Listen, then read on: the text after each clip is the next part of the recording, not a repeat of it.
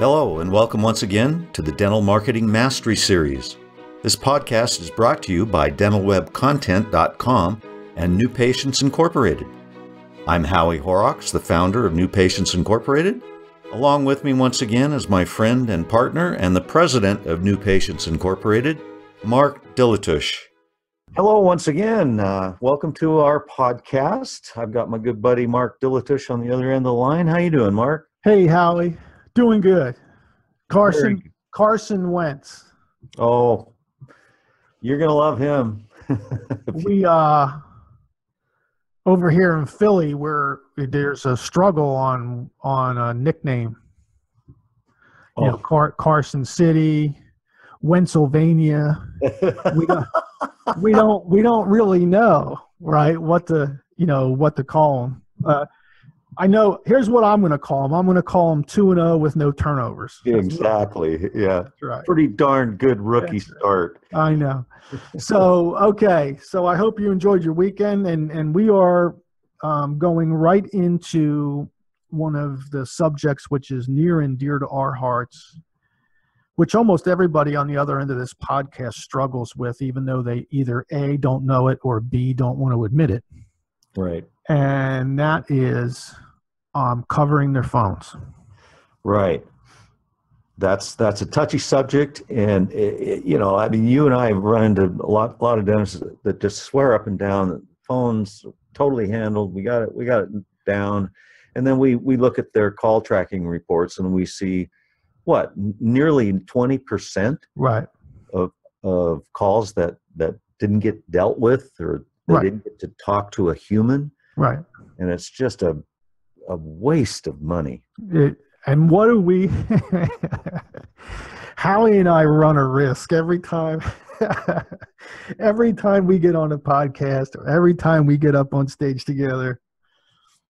You know, this subject, I guess it's the same as practice management in those days, in my old days. But, you know, sometimes when we want to talk about something that involves the dentist or the dentist's belief or the dentist's knowledge, or, you know, anytime we talk about something, the dentist has to change. Yeah. we run the risk of alienating that dentist and them thinking that we're picking on them. Okay. Yeah. We're not picking on you. All right. We're trying to be as helpful as we can, and you're probably going to hear frustration in our voice. So let me go through the frustrations first. Many of you know, or all of you should know, what we do. We have a 27-year-long, marketing firm exclusively for dentists. We've been tracking and testing for what works and what doesn't for all that time.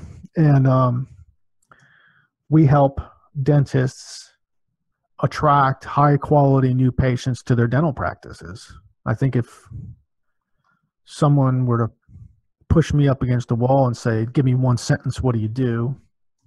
Well, we attract high quality new patients into our client practices. That's basically, what we do. So, So when we do that, and this dentist has entrusted us with these $1,000 or $5,000 or $10,000 or $20,000 or $50,000 or $100,000, right? Out of a phone call, this dentist has, a phone call, a couple of references, and 20 some years of understanding our reputation in the industry, and they trust us. They get to a point where they trust us, and then we put their money on the streets, and we get the phone to ring. That's basically what we do. So when the phone rings, you might think that the dentist is more is more motivated to make sure it gets answered than we are. Okay. Yeah. Okay. But it's not true. No, no. So that's where the frustration comes from, because when we aggregate all the calls for all of our clients from all the media types, and so I'll take one media type. Let's just say direct mail. So if we generate 5,200 phone calls in a month for our clients through direct mail, okay, and I look and I see 18.94% of those phone calls were not answered, I get red. Yeah. Okay. Yeah. Because it's those same dentists in one of our seminars who will, we will say something like, which dentist in the room would like to get another 20% return on investment on their marketing? Every dentist raises their hand, don't they, Howie? Everyone. Oh, absolutely. Everyone does, right? Yeah. And so there's a disconnect. And then we say, well, we can tell you how to do that in just very few words. Answer your phone. Answer your phones. Right. Okay. It sounds stupidly simple, but it really does come down to that. It really does, right? So Howie and I got to talking the other day, and we said there's got to be a disconnect, right, between them all. Every dentist wants to get 20% more pull from their marketing dollar, right? I don't know any dentist that doesn't want to get 20% more pull, right? To actually doing it, there's a disconnect. Maybe they don't know how, or they don't know what the problem is, or what have you. Okay, so that is why we're on this podcast. Okay, we're going to fill in those blanks. Covering your phones. What does that mean? That means 8 to 5, Monday through Friday. A human being needs to be able to answer your phone and walk a new patient through to an appointment. We do not expect you to answer your phones outside of 8 to 5, Monday through Friday, because you know what? Consumers don't expect you to answer your phones outside of 8 to 5, Monday through Friday. But consumers absolutely do expect you to answer them 8 to 5, Monday through Friday. They don't care what your day off is, and they don't care if you're at lunch. Right. They don't care. Okay? No. That's your responsibility. Now, I know I sound like your mom now, okay? But I'm doing that on purpose, okay? That's your responsibility, is to answer those phones. So the question is, well, how do I do that? We usually just put our phones on voicemail when we go to lunch. Okay? Well, all right. One way, and this is the way I've seen this work, anywhere from marginally effective to holy cow, it changed my dental life. Okay, so here we go. Your voicemail system offers, your voicemail answers the phone, and when it answers the phone, the message offers the caller two options. One, if you're an established patient, press 1. 2, if you're a new patient to our practice, press 2. If they press 1, it goes to your normal voicemail. When you come home from lunch or come back to the office from lunch, you just, triage your voicemails. If they press 2, it goes to an office cell phone, which is manned by the dentist. Now, I know there's dentists listening to this going, oh, Jesus, I'm 55 years old. I'm not answering my own damn phone during lunch. I just want to eat my ham sandwich and read my golf magazines. Okay, that's cool. But somebody in your office needs to answer that phone. It could be a staff person. You could stagger lunches. I mean, it is possible, right? Have at least one person covering the phones during lunch, lunch hour. The dentists who actually take the calls themselves remember, we are screening established patients. Only new patients are getting through on this cell phone. Okay, so remember that. Come back to that, right? These are only new patients. The dentists that engage new patients, or the ones that are willing to, find it to be incredibly rewarding. Oh yeah. They do. It's one of those things in their lives where they thought it was going to be a complete pain in the ass, but it ended up being a really cool change they made. Right. Right. It's funny for us to look back. I mean, we've been advocates of calling your patients Oh gosh. for since the beginning. Yeah, 25 years. And and then finally, you'll see some guy post something on a dental forum, and they'll say something like, "Well, I've been hearing this for years and years. I finally did it, and guess what? The patients love it." And my the patient no-shows go down, and they're a new person all of a sudden with this very old piece of advice. Oh, it's amazing. New patient no-shows, they don't go down to 0, but they go down to 1. Okay. Yeah. So and that first visit from the patient it can be one of two things. It can be hesitant, or it can be almost warm and friendly. And the difference between the two is the dentist having that communication with that new patient before they come in. That's the difference. Because the person at the front desk who books the appointment isn't going to have a sharp instrument in my mouth. Right. I don't even have to be friendly to that person. I kind of have to be friendly to the person with a sharp instrument in my mouth. At least temporarily I have to be, right? See? And I have to trust the person. I got to trust them. I have to have some level of respect for them, right? Well, without that conversation, that first visit becomes I'll decide after I actually meet the guy or gal. With the conversation, poof, it's gone. The whole reservation side, you've already chatted, doctors already shared, where the office is located, best parking, traffic, whatever patterns, and nice to see you. And you're not best friends, but you kind of know each other before they even walk in the door. So Howie and I, in order to cover your phones, we're going to be the first ones to say that if you're not booked up completely and you're willing to have that office cell phone and you're willing to forward your voicemail to that office cell phone for new patients only, we're going to be the ones who say, "Doc, go for it." Absolutely. Okay. It's going to change how it could change a lot of things about how you feel about new patients. Now, another thing we'll tell you, which is the same thing we've been telling people for 25 years, is if you don't want to be the person with the cell phone, at least be the doctor who does call the new patients the day they call and make their first appointment. Just have your front desk person give you a list of all the new patients that called and the day and time that they called, that they're going to have their first appointment, and their phone number, and call them on your way home in the car or whatever, and just introduce yourself to them and make sure they're comfortable and they know your location and they know the directions and they know where to park and they're just comfortable. Make sure they're comfortable before they come in. Yeah. And even if you end up getting their voicemail, that's still good. That's fine. Yeah, there's nothing hearing from you. Right. They're hearing from you. You took the time. Anyway, okay, so we're getting kind of sidetracked here. But yeah, as far as covering the phones is concerned, if you're willing to be that dentist, be that dentist. Okay?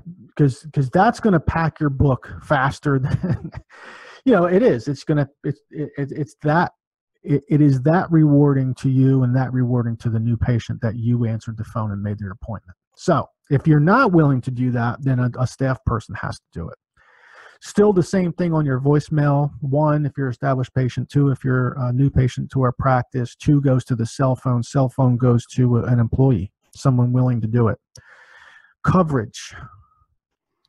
The 2 biggest gaping holes, the 18.94% of missed phone calls, aggregate from all of our clients, are coming on their day off, duh, and at lunchtime, duh, right? So 18.94% of what you're paying for is getting it's sort of like turning your air conditioning on in your car and lowering all the windows. Yeah. Okay. It's actually more like opening the window up and throwing a bucket load of cash out.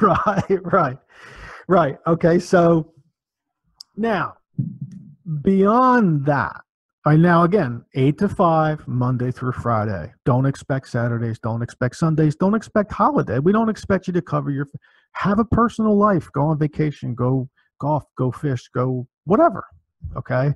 Not asking you to be Superman or Superwoman here, right? But beyond that, now let's say that you fixed it and you still want to improve things. You want to improve the conversion of your marketing. We've been doing due diligence on a company for a while now that connects your website to your practice management software, very unlike the way other folks do it. These folks, they actually spent 3 or 4 years developing this. Okay, it doesn't allow you to double book. It's not a form that you fill out and just leave an email for the front desk to get back to me. Because no, your new patients and your established patients can literally book an appointment for their exam and their cleaning in the appropriate time, the appropriate chair, the appropriate column, with the appropriate provider taking the appropriate amount of time, and they can do it all online. So basically that's phone coverage 365, 24/7, 365 appointment coverage. Let's call it that. Okay. So we're trying to help you get from losing 19% of your calls to losing, let's say, 10. That would be a dramatic improvement, by the way. That would be awesome. Okay. Then we want to work on getting that 10 to 0. And I think then once you get to 0, you can actually even go further. And that is by incorporating the convenience of online scheduling, appropriate online scheduling, well thought out online scheduling, not scheduling that's going to double or triple book you, but the right scheduling integration with your website. Because my goodness, can you imagine how convenient that would be for one of your established patients or a new patient? They could be sitting in their living room watching HGTV at 8 o'clock at night on a Friday and grab their iPad and make their appointment for their exam and cleaning next Thursday. They don't need to call you at all. You don't need to have an answering machine hang up at all. Boom. It's in your schedule. Yeah, we're pretty excited about that. Yeah. So there's possibility. The possibilities are endless. I think the focus of this podcast was to make sure the audience understood that they have a problem. And we should also point out that it's very uncommon for a dentist to admit they have this problem. Right, Howie? Yep. Right? Yes, absolutely. How many hundreds of our clients are on our call tracking right now and we encourage them, we train them, we set up their login, their passwords, we teach their staff, we show them where the reports are, but they don't look at them. It's like the three monkeys. They put, hear no evil, see no evil, speak no evil, right? Right. So, but we're telling our podcast audience, because some of you aren't our clients, you're not customers of NPI. You have a problem too. You can't tell us it's just our customers. Okay. Yeah. Hey, I won't accept that. Okay. In fact, our customers that number is smaller. You're right. Our customers, yeah. We're maybe it's just our pride, but we think our customers, through our own prodding, our customer service people, our campaign managers are constantly, monthly telling them to pay attention to their numbers. And there's 4 hangups, 5 hangups, 6 hangups a month, whatever the number is. We're constantly bringing it to their attention, and only some of them are responding to it. So the podcast goes to everybody. Everybody can listen to this. So dentists out there, you all have this problem. somewhere between 0 and 21 and 20% of your new patient phone calls are going unanswered.